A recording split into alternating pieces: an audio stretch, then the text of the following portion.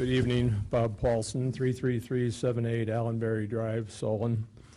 When I was first elected mayor, and it's 27 years ago now, I was really surprised when I saw the city roster to see how many employees were related to each other, either by last name, by marriage.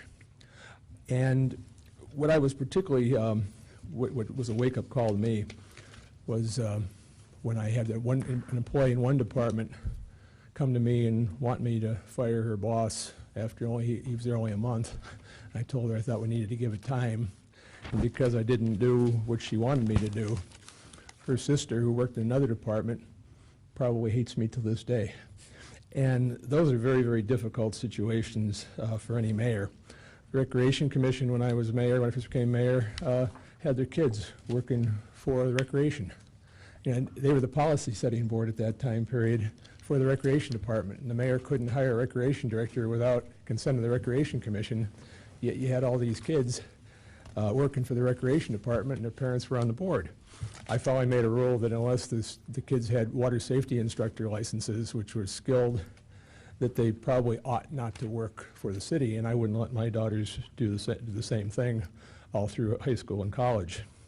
We all watched the former county commissioner form of government go down in flames, as well as many people sent to prison, that started in part of the newspaper series detailing the number of employees on the county payroll who got there either by nepotism or by political connections, including financial.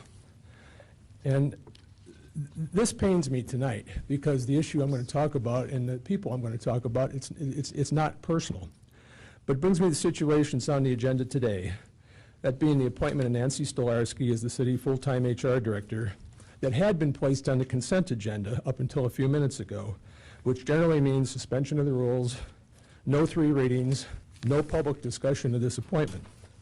And Mayor Drucker, I've told you a couple times this year, once with the fountains issue and now last Thursday via email, that I am not and never have been your enemy, and I'm certainly not your political opponent. In fact, I don't even enjoy coming to these meetings anymore.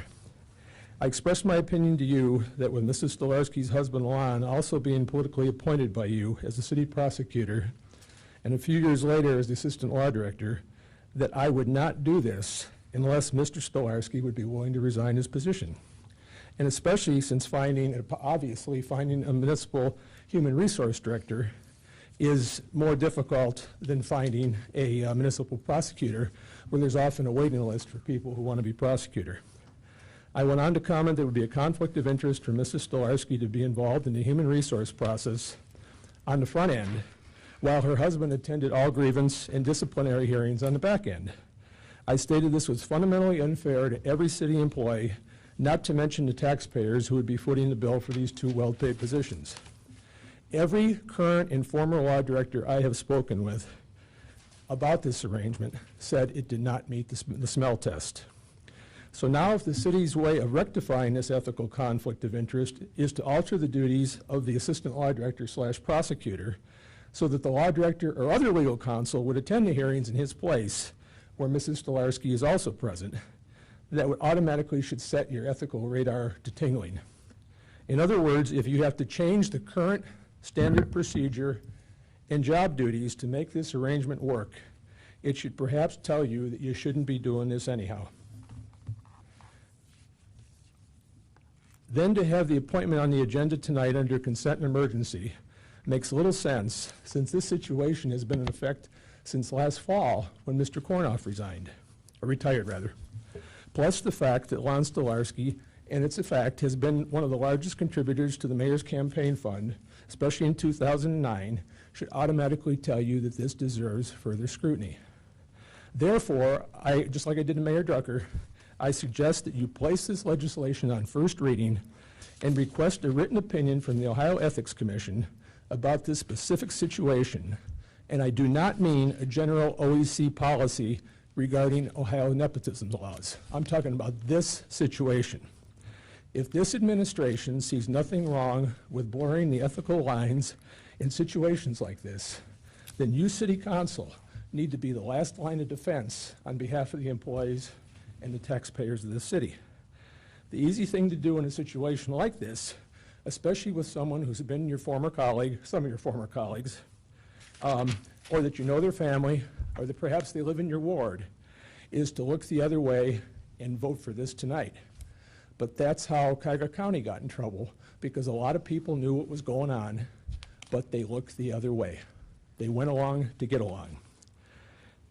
Don't set yourself up for more possible claims and employee discrimination lawsuits by rushing this legislation tonight without a written opinion from the OEC about this proposed husband and wife mayoral appointment scenario.